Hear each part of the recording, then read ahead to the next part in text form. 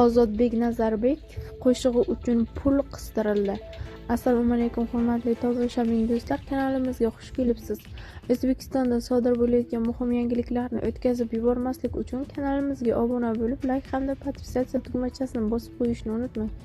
Ijtimoiy tarmoqlarda Madaniyat vaziri Ozodbek Nazarbekov to'y marosimida qo'shiq kuylab unga uzatilgan pullarni olayotgani aks etgan video lavhalar tarqaldi.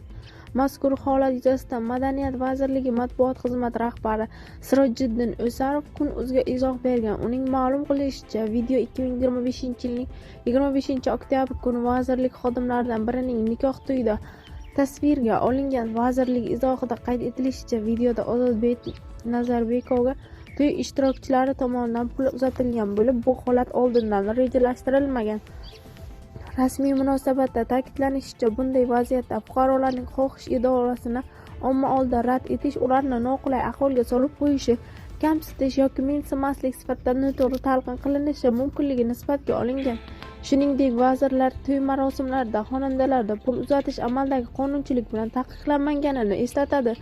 Bu asrlar davomida shakllangan milliy urf-odat va qadriyatlarning bir qismi sifatida baholanib, xalq orasida orzu-havas tushunchasi bilan bog'lab kelinadi. Madaniyat vazirligi Ozodbek Nazarbekov nafaqat vazir, balki taniqli o'zbek xonandasi ekanini ham alohida ta'kidlagan. U O'zbekiston, Qoraqalpog'iston, Tojikiston va Qirg'iziston xalq artisti, shuningdek O'zbekiston Respublikasida xizmat ko'rsatgan madaniyat xodimi hisoblanadi. Shu bois to'y marosimida kuzatilgan holat uning kasbiy faoliyati bilan bog'liq vaziyat sifatida baholanishi lozimligi qayd etilgan. Har bir inson egallab turgan lavozimda qat'iy nazar o'z tanlagan kasbidan ayro bo'la olmaydi. Mazkur holat ham aynan shunday nuqtai nazardan kelib chiqqan, deyiladi rasmiy izohda.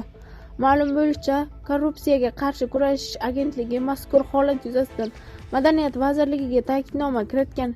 Eslatib o'tish joiz, Ozodbek Nazarbekov avval ham jamoatchilik muhokamalar markazida bo'lgan.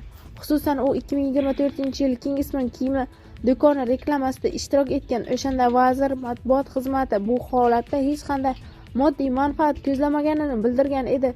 Shuningdek, u 2025-yilda xususiy universitet reklamasida ham ko'rinish bergani aytilgan edi.